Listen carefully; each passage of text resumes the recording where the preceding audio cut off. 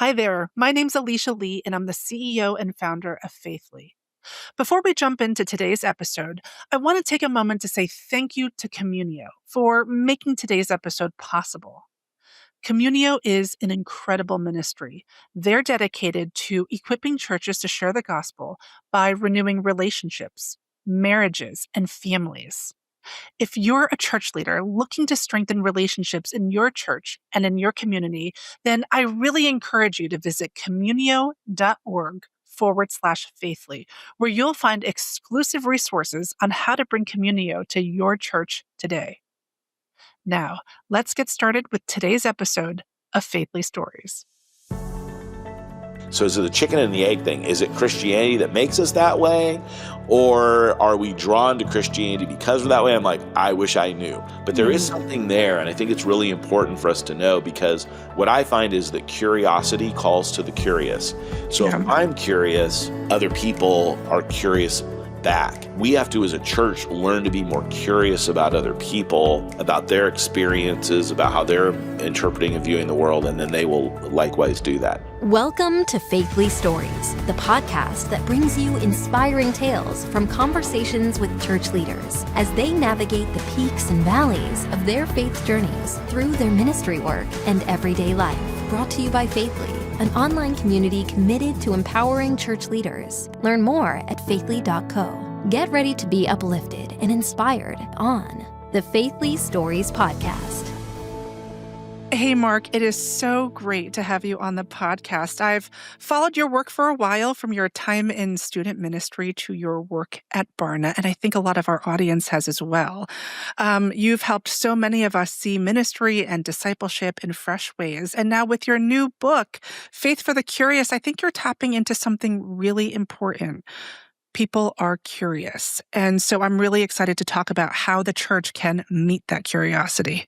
Yeah, Alicia, I'm really excited to be with you today, too. I've been able to talk about this in so many different contexts, and it's just been really exciting to see how the insights from the book are really helping people have a new imagination, see their neighborhoods, their opportunities for sharing their faith in new ways. So I'm excited to talk to your listeners today about that. Awesome. Well, let's jump right in. So you've done many things over the years, Mark. You've done youth ministry, research, writing, consulting. Can you tell us a little bit about how that journey unfolded for you? Yeah, I'm obviously a person who craves variety. So everything that I've done has involved travel, extensive travel. When I was first dating my wife, I was traveling, doing ministry in the youth space, 288 days a year we counted. We don't even know how we fell in love, because in those days we didn't have cell phones and things like that. We had to make appointments to actually talk. And so we're like, how did that even happen? Like, looking back on it, I had like a little plastic baggie of calling cards, a little Ziploc bag that I carried around with me everywhere to try and call. But yeah, actually Urbana was a really critical time for me, and I'm now leading Urbana for InterVarsity for this coming event in December 2025. And I was planning on being an anthropological consultant for Wycliffe Bible translators. That's what I thought the path was for me and what I'd kind of surrendered to.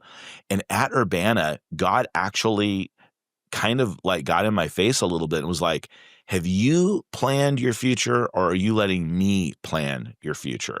And, I'm thinking, I want to be a missionary. Like, what could be more, like, why would God take me anywhere different than that?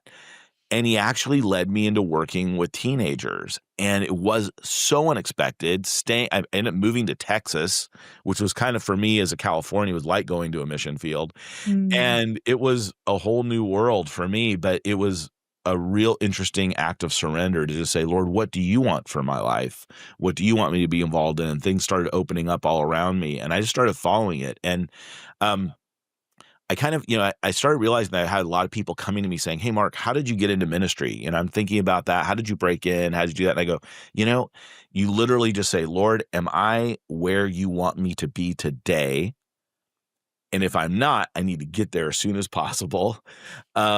And the next day kind of takes care of itself. So there can be sometimes the headlights just don't go out very far in terms of how much God reveals to us about where we're going. And I actually think that's a little bit of a mercy that he doesn't show us what he's got for us, because we might not want to go there. It's literally embracing every day. And so for me, when people go, how did you figure out this path that you're on? It was like one day I woke up and was like, I think I want to do some research on teenagers and really understand, with some quantitative numbers, what they're thinking and what they're experiencing. So I'm like, who can help me do that? Oh, Barna can help me do that. So I call Barna. David Kinnaman answers the phone.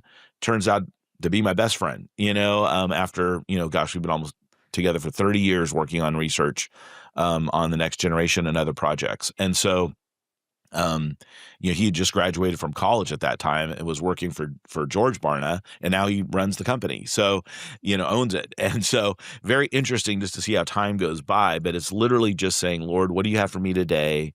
And then letting tomorrow unfold. Like, I don't know what's going to happen after Urbana in December. January 1 is coming around. We'll finish Urbana, and then it's like, okay, what's next? Do I do another Urbana in 3 years? Does God have something else for me?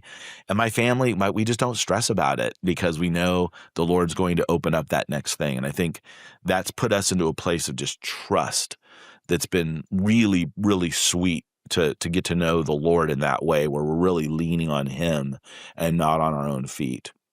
Wow, that's really cool. Thank you so much for sharing that. And we've recorded almost 100 episodes of this podcast now.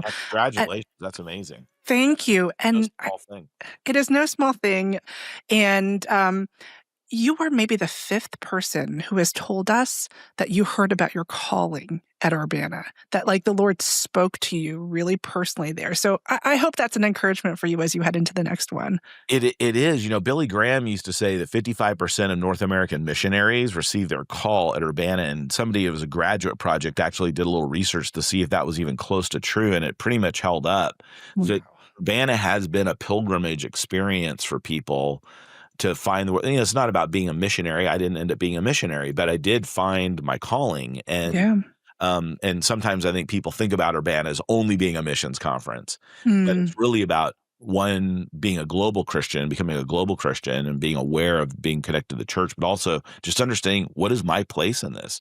And I was surprised coming out of Urbana that God opened up a door out of the path that I was on, which was not what I was expecting at all. Wow, that's so good. When you think back to those early ministry days, how has your understanding of how people come to faith changed since that time? Yeah. It has been, it used to be that you could invite people to things where they would hear a message and that would be enough, right? And I think what's happened is the culture has really shifted, and the Faith for the Curious, the research we did really explores that people actually need many more steps of progress before they get there. So where maybe they could go from, you could click on a dial from 1 to level 2 really fast. Now there's 1, 1.5, 1.6, 1.7. So there's more clicks involved in people going from not being a follower of Jesus to being a follower of Jesus. I don't know that it's ever been different because I can't objectively go back and do research in the past, but that's what it feels like to me. And the research seems to indicate that we're kind of in this simultaneous post and pre-Christian kind of culture, where some parts of the country it's more post-Christian, and in some areas it's pre-Christian. It's more like it was when after Pentecost, where the pagans were getting the gospel for the very first time. You had this pagan religion that was being transformed by Christianity. It's kind of what we see happening today in a lot of places. And in other parts of the world, it's more like, hey, religion, we're beyond that, or we've said goodbye to that. And now they're rediscovering faith in a different way, but through a lot of other baggage. So you have both of those things happening. So a really important part that we discovered in the research is we have to assume a spiritual backstory of some kind. And when we talk to people, try to find out Like, what is your backstory? What has your experience been? You and I met when I was sharing some research on New York, and one of the surprising things is that 55% of the unchurched population across the 5 boroughs told us that at one time in their life they'd attended church on a regular basis. So there is some spiritual connection to, if I sit down and talk to somebody in New York that doesn't go to church, I got a 50-50 chance, a little bit better than that actually, that they have some experience in their background with going to church. And that's a pretty amazing thing. But if I don't start from that curious place of Hmm. trying to find that out, I may miss where God is already at work in their life. Taking a step back, I love that word curious, and I love the title for the book, Faith for the Curious. Can you talk about what that means to you? Like, what made you want to write this book now? So what was happening was I was looking at all this research that we were doing at Barna for a lot of different organizations, and I was noticing that there was like this group of people that seemed to be about 80 to 90 million. Turns out it's a little bit more than that, quite a bit more than that. But a little over a third of Americans that seem to be behaving in ways that probably most of us in the church don't think non-Christians are thinking or acting or behaving. And I was like, I want to understand what's going on here. And through doing some testing and some qualitative interviews, and to be honest, a lot of it was just I was visiting New York a lot for work. I was working with an organization there, and my daughter lived there, and I was meeting so many people and going, there's something going on here that I wasn't necessarily seeing in the Bible Belt as much because I wasn't having contact as much. And so fuse my personal experience with what we were doing research-wise, and I realized, yeah, there is something happening here. And the hypothesis that I made was that people are more curious about spirituality than they have been in the past and are more open to it. And we asked a few like simple questions, but I wanted to come up with some more complex measures for really measuring that. And so we started exploring that. And over the course of 3 cycles of research, we were able to really tease out some really interesting segmentation of the population that showed us that, 75% of Americans, in fact, tell us that they would like to grow spiritually. Now, it doesn't mean they want to grow as a Christian, but they want to grow spiritually, that there's something inside of them that they recognize that is more than just molecules and matter, that there is a meta nature inside of them, and they would like to grow in that dimension. And you think about that's phenomenal. 75% of Americans tell us that. Well, now that changes maybe the way that I approach my Christianity. I'm not coming to share something with you that you don't know or to tell you something, but I'm here to actually help you find what you're looking for. But I have to Mhm. change my approach, my way of entering into that conversation with you so that you see it as a growth opportunity as opposed to, hey, I'm trying to convert you or I'm trying Right. to change you. Does that make sense? Absolutely. You have talked about creating a church culture of curiosity, Yeah. right? Like, so what does that actually look like? Like, how can churches make room for people's questions? Well, one of the really interesting things, we use something called a need for closure scale, which basically Mm. measures how comfortable are we with ambiguity, uncertainty, mystery. And what we found is that on average, people in the church have a higher need for closure, meaning we like certainty and less mystery and unknown ambiguity than the general population in America, and quite a bit more than those that are spiritually curious. And those that are spiritually curious, they make up about 67% of the unchurched population. So just give you an idea of what kind of quantities we're talking about. And we were like almost 30 percentage points different in our comfort with the ambiguity. So if we're, I was actually like coming out of um, American Utopia, David Byrne's Broadway performance, and it was so engaging and so interesting. And I was sitting there going, I think I understand it, but I probably don't understand half of what just happened. But I walked out and I just go, why don't I feel the way that I'm feeling right now when I leave church? Like there's something that's happening here that was engaging to people that would make them spend, a lot of money to come and watch this. Some people I talked to, this is their third or fourth time seeing it. And I was like, so what's going on here, and why isn't the church like this? Mm. And if you think about art, right, like if I have a high need for closure, I'm going to create art that's very concrete, that when you look at it, you know exactly what it is. It's as close to a photograph as we can possibly make it, so there's no misunderstanding. Whereas somebody who has a lower need for closure is going to be okay with abstract art and things. So the question is do we as a church, is that good or bad? And it's not really a moral question, because having a high need for closure, there's nothing wrong with that. But it is something that we need to look at and go, are we maybe not being appealing or even interesting as a place to explore because we have maybe a cognitive preference for certainty? And so and somebody asked me last week, they said, like, so is it the chicken and the egg thing? Is it Christianity that makes us that way? Or are we drawn to Christianity because we're that way? I'm like, I wish I knew. Our research didn't explore that, but there is something there. And I think it's really important for us to know, because what I find is that curiosity calls to the curious. So if I'm curious, other people are curious back. And so we have to, as a church, learn to be more curious about other people, about their experiences, about how they're interpreting and viewing the world, and then they will likewise do that, if that makes sense. I don't know if I may have gone off the question that you want a little bit there, so let me know if I need to circle back on something.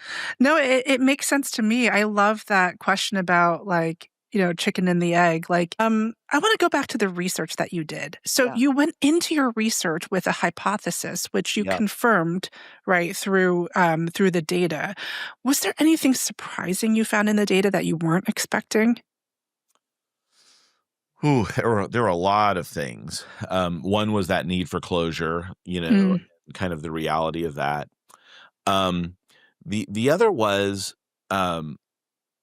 just how open people are to spiritual things with intensity.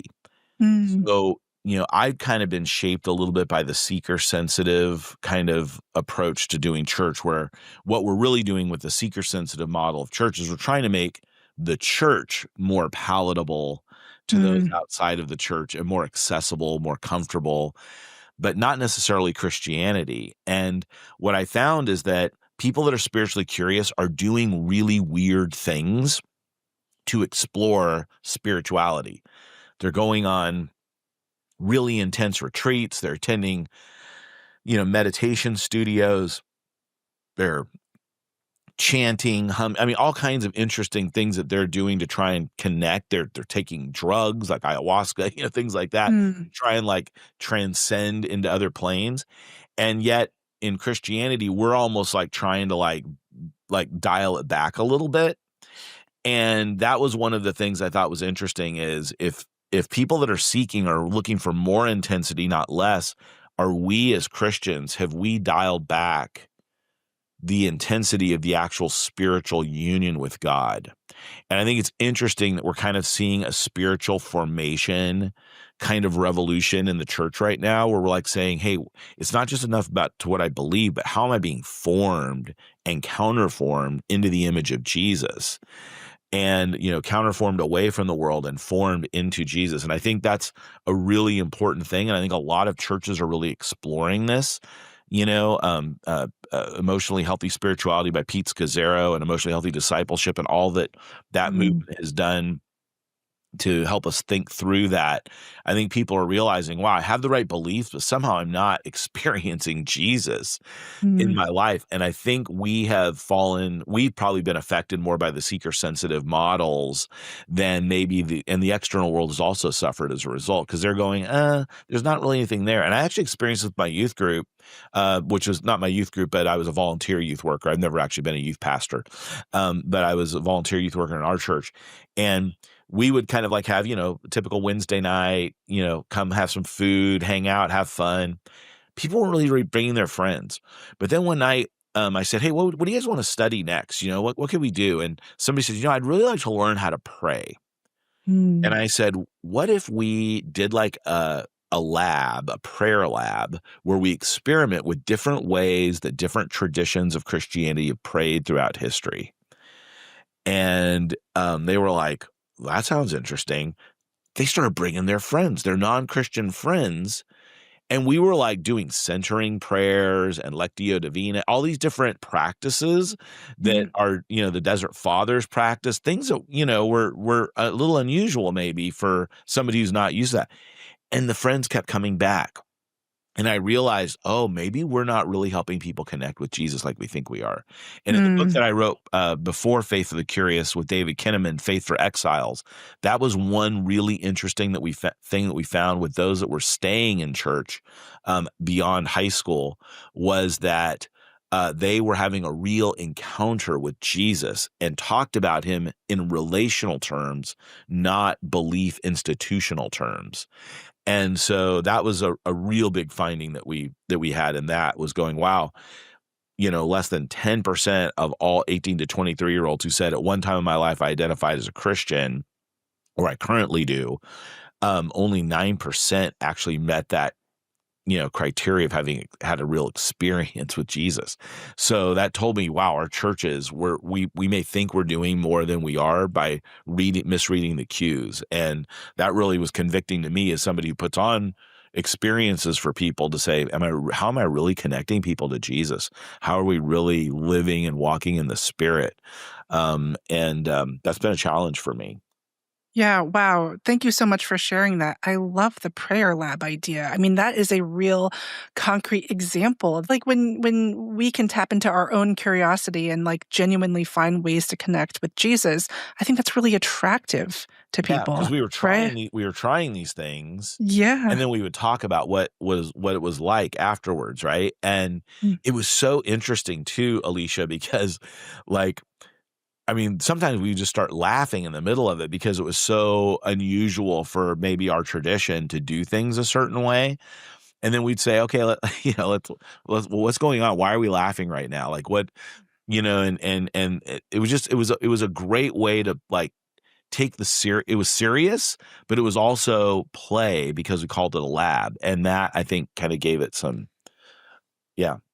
Well, I just think it's a fantastic example of how curiosity can meet curiosity. I think Yes. it's super cool. Okay, so one of the other things that you talk about and that you explore is how we often talk past people instead of with them. What are some of the common communication barriers you've seen between Christians and the spiritually curious? Yeah, that was a really interesting thing was we asked people that were spiritually curious, like what kind of spiritual conversations do you like to have? What are the qualities of them?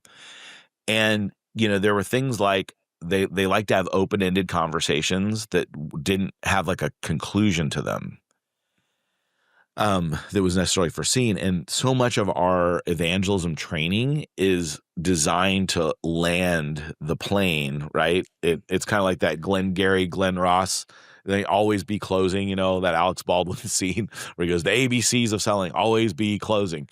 And we're kind of trained that because a lot of our evangelism methods came from people that were salespeople in the business world and then became evangelists and started teaching us how to do this. And the spiritually curious really like a little more like open-ended, follow rabbit trails, not necessarily assuming that at the end of this, I'm going to make a decision. And what I found as a result, sometimes I definitely need to say, hey, how is this affecting you? Would you be interested in knowing how to put your trust in Jesus and how to follow him? But most of the time when I keep it open-ended and I don't assume conclusions, and I'm as much interested in what their experiences have been, because a lot of times they've been wounded by the church or a religious practice or entity.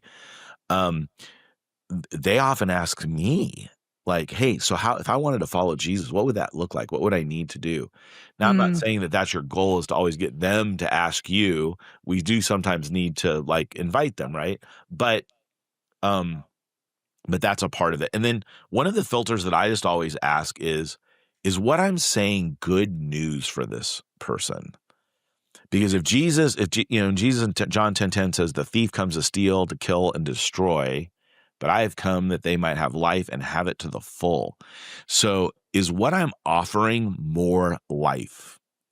Is it full life? Because that's what Jesus came to offer. He didn't say it was going to be easier, didn't say it was going to be prosperous. He just said more life. Because sometimes in the struggle and the pain, that's where we experience more life, right? If you talk to an athlete, it's hard, they're getting injections and they're wrapping their ankles together and they're playing through pain to experience that fullness, right? So it's not about an easier way, but it is a lighter way to experience more. And I always ask myself that because sometimes I think I come into these spiritual conversations and I'm like a dark cloud that's like actually not bringing good news. I'm bringing bad news. And there are some bad news about our sin and all of those things that need to be addressed. But I also want to make sure that what I'm really offering is good news. And so it makes me stop and go, what's good news for this person? Hmm. What is the good news that Jesus has to offer this person? And I'm the ambassador now for Jesus. So how am I bringing that good news to them? And that's just been one of those things that's helped me shift paradigms in how I'm sharing my faith with people. Wait, that is so interesting. I love what you just asked in your conversation. Like, what is good news for this person? Like, how can I bring the good news to this person? Can you give us a little bit more? How do you decipher that? Like, what's an example of how you might tell them the gospel in a way that's really personal, that's good news to them? Yeah. So, so some of the things I always try to do, once again, finding that spiritual backstory, really important. So, trying to find out, did you ever go to church, or was there ever a time in your life when you felt like you were more spiritual than you are now? Tell me your journey on that. Usually people, it's amazing how, it's kind of considered a party foul, right? To talk about work or religion, in social settings. And what I have found is that people are starving to talk about these things. And it's not like I need to like initiate them. Thankfully, when I'm with people and I tell them I'm a minister or that I do work in the faith-based nonprofit sector, that's usually enough to open the door a little bit, So looking for a way where I can just drop that usually is enough to like just crack the door enough that if they want to walk through it, they'll ask some questions about that. And then I'll ask questions about their history. Another thing is like, when people put, ink on their body, right? Like when they're tatting up, there's usually a really good story around that. And usually it has some spiritual or life significance to it. So if people have tattoos, I'll often ask them, tell me your story. Tell me about that. And if they don't have a story, that's usually even a better story. Like, I don't know how I got that Tweety bird on my arm.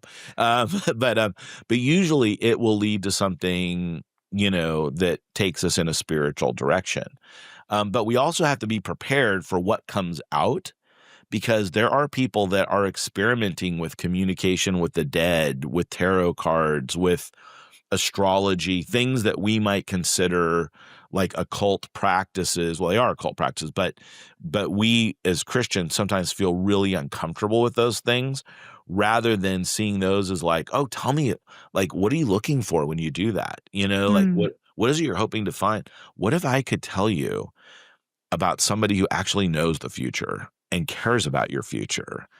And I try to like, and sometimes what I'll do is I'll talk about stories that Jesus taught, parables, things like that. And I'll just say, it's interesting. There's a story that Jesus used to tell, and I'll use it. And so I'm always looking to connect a Jesus story or situation to like their situation. And my friend Eric Swanson, he does this really well. And he uses the parable of the lost sheep. And he'll often say, there's this story that Jesus tells about a shepherd who has a sheep that goes astray, and he leaves all the sheep to go after the one. Have you ever felt that way? Like maybe God was looking for you? And man, people, it's amazing to me how many people, when I set that up like that, will say, I do feel like God is, pursuing me. And, in fact, this conversation that we're having right now, I felt that or whatever. And so just opening up those doors, not being judgmental, is really critical. It's, when Paul went to Mars Hill and he saw the altar to an unknown God, he started by kind of admiring how religious they are. I see that you're a very religious people. You even have an altar to an unknown God. And then he says, I'm going to tell you about this God that you're ignorant of. And he goes on to then, present the gospel. But he starts by admiring how religious they are and how much they're looking to have all their bases covered. Hey, just in case there's a God that we missed, we're gonna build an altar to him too. And so I think that's an interesting approach, is to really look for what you can admire in people. Yeah. Well, this has been an amazing, mini masterclass in speaking to the curious. Folks, there's so much, practical advice here from Mark. A, look for people with tattoos. B, maybe don't, point a finger and admonish them if they start talking about things like the occult and things you're uncomfortable with. Seriously, though, what you just walked us through is so helpful and is so practical. Now, one of the things I've been surprised by, Mark, is you would think that pastors and other sort of vocational ministry leaders are already adept at this, that this comes completely naturally to them and they know what to do. But I actually found that is not always the case. I've had many pastors tell me, I actually have a lot of trouble, when just interacting with everyday people, knowing how to begin conversations. For pastors specifically, is there advice that you would give them? Is it the same advice? Is it different advice? Yeah, it is a little different. And it actually, I actually was shaped by the associate pastor of my church when I was a young teenager. I think I was in middle school maybe. And I went to the hospital. My grandmother was there, and she said, hey, Dr. Engel, who was, when I was a kid, he was the associate pastor of our church, and I admired this guy. He was the most interesting guy. He raised orchids. And so he had at his house these greenhouses, and he was grew his own strain of orchids, named one after his wife. Wouldn't that be cool to have a flower that had never been bred before that was named after you? I mean, it's really cool. So he always had test tubes and things like that. And he would make orchids for Mother's Day and for different special occasions or to honor people. They would present them at church. So this is a beautiful thing. And so I just was always dialed into him. So I hadn't seen him in years. So I went over to his hospital room and sat next to his bed. He goes, Mark, what do you think you're going to do with your life? And I said, actually, I think I might go into ministry. Right now I'm maybe a freshman in high school. I think I was actually younger, but, and he said, you always, and I always connected on the orchids that I used to do in my hobby. He goes, I always required every church that I was a part of to give me Thursdays off so that I could work with my orchids, because I was a part of the Orchid Society, because that was a place where I had relations with people beyond the church walls, and it kept me, aware of what was going on. And this was something that I had that was a connection with people that wasn't purely me being a minister. It was a shared thing with people outside the church. And he said, and he goes, if you ever find yourself in that situation as a minister, find your Orchid Society. So when I went to Biola University in California, it was the first time in my life I'd been 24/7 kind of around Christians, where, we're praying at the dining room, at the table in the mess hall, all that kind of stuff. And we're splitting theological atoms late at night. There was almost no resistance or pushback. And I remembered, I wonder if I'm getting soft. I wonder if I'm losing my ability to connect with people of the world, and we had a little saying called the Biola bubble that you could get caught in, because it was kind of like being at summer camp, while you're at school there with all these other Christians. So I became a member of, I had a hobby of being a magician, an illusionist. And I became a member of the Magic Castles Junior Society because I wasn't 21 yet. And I became a member of that society and kind of grew up around people that were in the mystery arts, so to speak.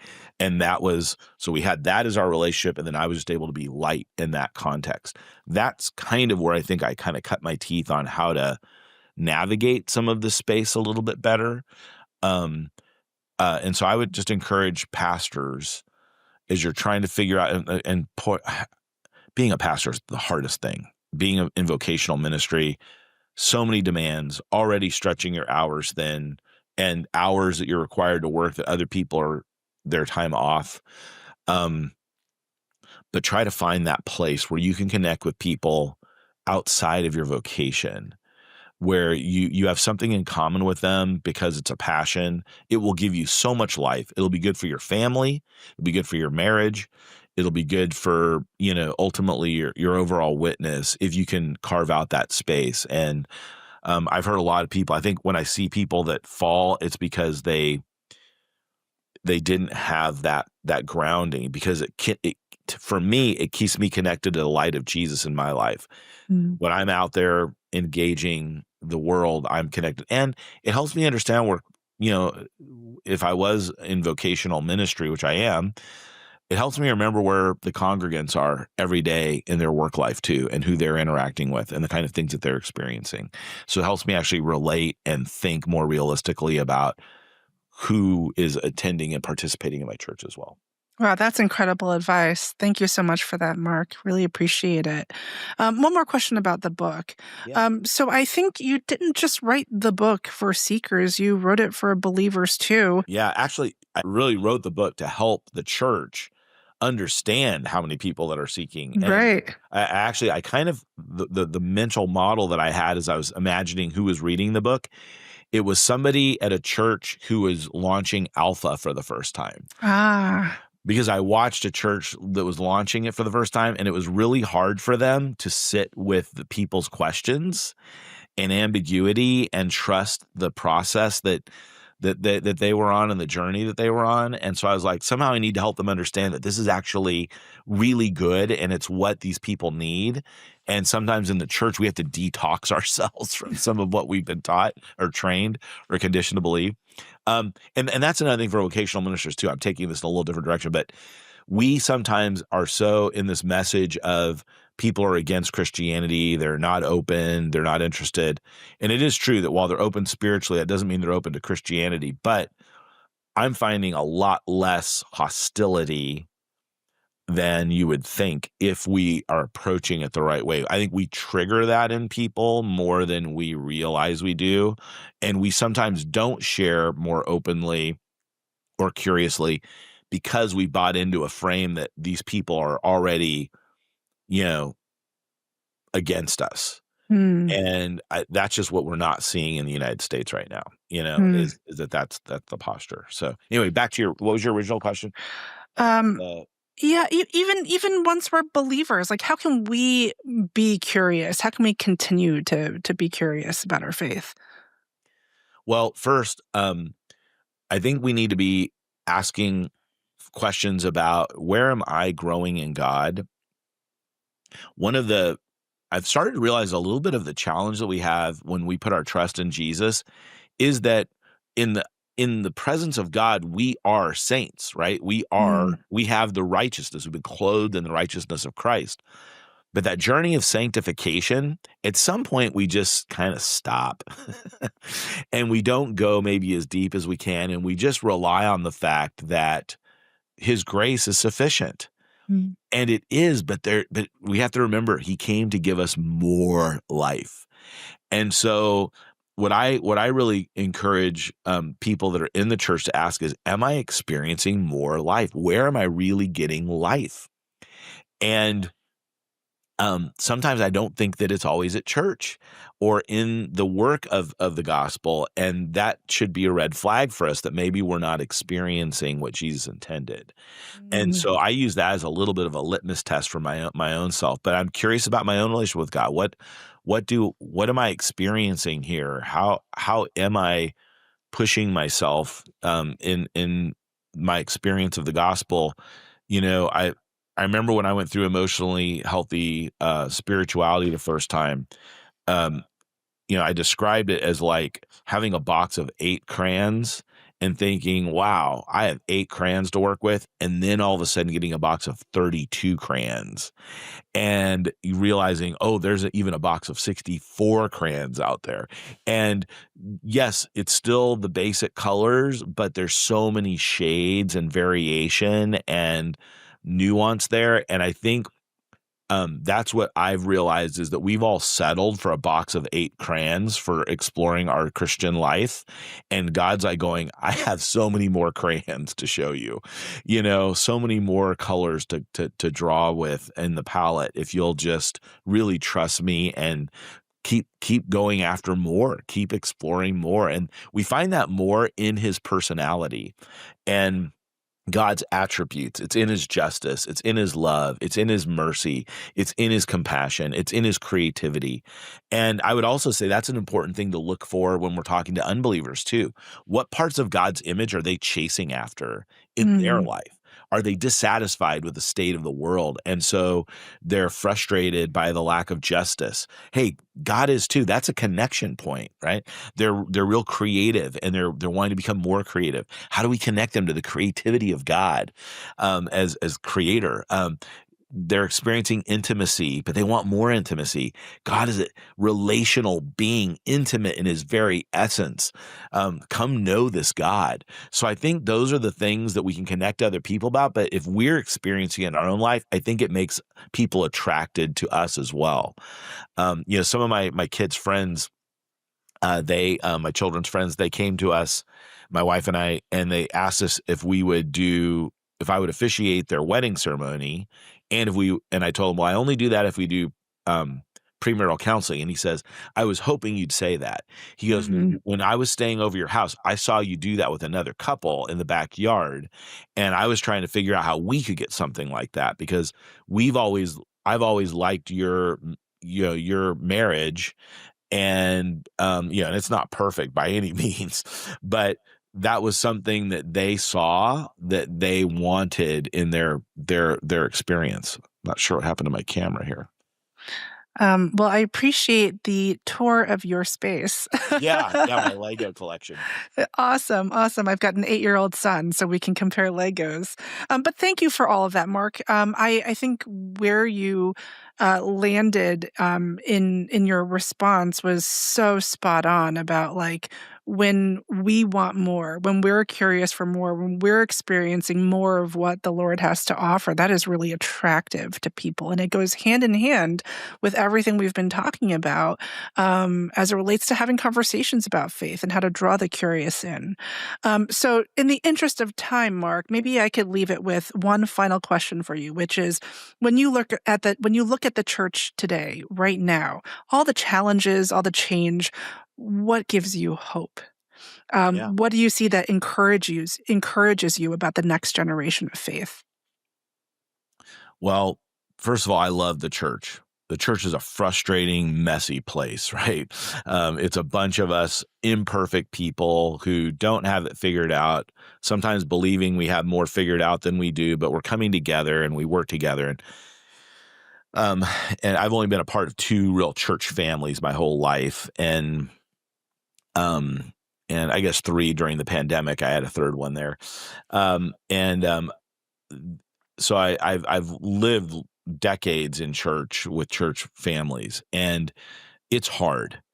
And I always feel bad being critical of the church, but I think we sometimes have to be.